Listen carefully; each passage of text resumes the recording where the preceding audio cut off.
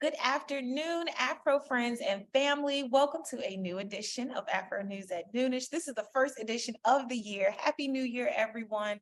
We're going to be discussing weekend highlights and headlines that you can expect in the edition coming out this week, as well as on afro.com. I'll start off. I think one of the biggest highlights of the week, it is that the MLK Day parade here in Baltimore is back on. There was a lot of backlash to the January 5th announcement by the Baltimore Office of Promotion of the Arts that the parade would be canceled. But late last night, Mayor Scott tweeted that the parade is still on and the focus will be hashtag we must stop killing each other.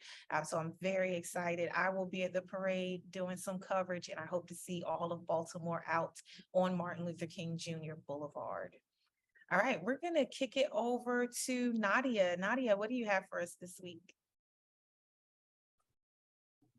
So this week we are covering, as part of our lifestyle pages, the MLK breakfast. The men of the Alpha Phi Alpha Fraternities Kappa Phi Lambda chapter partnered with the Alpha Phi Foundation of Howard County to hold their 48th annual Dr. Martin Luther King Jr. Memorial Breakfast in honor of the late civil rights leader. And this happened on January 8th at the Martin's West here in Baltimore. All right, thank you for sending that in to us, men of Alpha Phi Alpha Fraternity. We had Mr. Stephen Hopkins send in some beautiful photos from that event. So I look forward to seeing that in this week's paper. All right, Megan, what do you have for us? Yeah, kind of piggybacking off of Nadia a little bit. So our special edition this week is celebrating the legacy of civil rights activist Martin Luther King Jr. And I am covering kind of two stories from the business perspective. One is providing information on businesses and other organizations that have their ventures tied to kind of a social mission. So they're trying to drive social change and benefit Black communities, as well as earn a profit. The other story takes a look into the civil rights audit, which the AFRO has done a little bit of coverage kind of on this new process before, but more corporate companies like Amazon and Apple have announced in the summer and last spring that they're going to be conducting these civil rights audits. It's kind of differs from a traditional audit in the sense that it looks at how a business's practices or policies or products may be perpetuating discrimination. And then it gives kind of an action plan so that we can kind of stop those businesses from perpetuating that. Laura Murphy, who is actually a board member for the AFRO, pioneered this practice. So in the story, we have some important comments from her on the matter. All right, thanks for that, Megan. All right, Tashi, we're going to kick it to you. What can we expect this week? All right, for this week, the Maryland General Assembly will officially begin operation this Wednesday, January 11th in Annapolis. So starting at noon, there will be swearing in ceremonies for new policymakers. An article will provide an overview of the first week's events and things to look for next week. There are mostly committee receptions as new delegates and senators become acquainted with one another and their committees.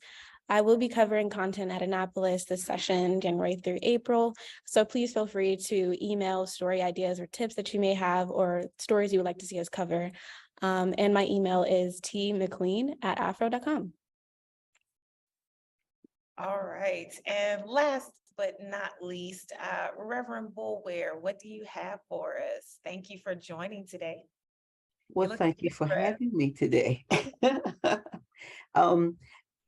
Since October, I have been asking our readers and our social media folks to send us names of young people who are doing magnificent things in the community.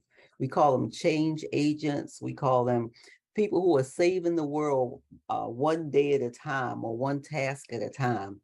And we have gotten 4, count them, 4 responses.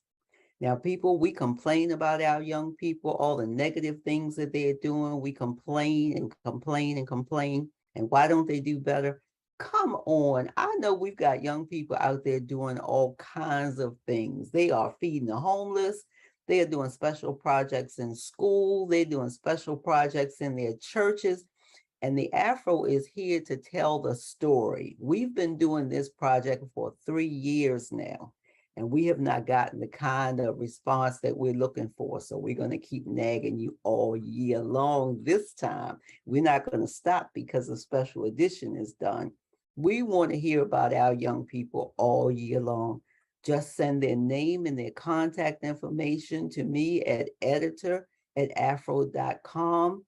Find me on Facebook, wherever you want to find me, but let me know what your young people are doing, and don't blame us because the story doesn't get told. And there are so many stories to tell. So yes, please send us in those pictures, those stories. We really want to highlight the youth who are out here in the community, and just continuing the work, the legacy of Dr. King and all of these great leaders who have set that path. We have young people who are walking it today in 2023, and we want to absolutely showcase their work. So please send it in, send that in, send in your letters to the editor. Thank you to everyone who has emailed us or called us to tell us what they want to see in the paper. It absolutely is a great help as we decide coverage. And we want to be responsive to the community needs. So again, you can email us at editor@afro.com. You can find us on Facebook, Twitter, Instagram, all of the social media platforms. Let us know what's happening out there in the community. All right, thank you for joining us. That is the end of another Afro News at Noonish. We will see you next week. Make sure you check out Chicken Box on Thursday. Make sure you check out Cooking with Aria. We have so many different streaming shows happening right now. Make sure you keep up. Thank you.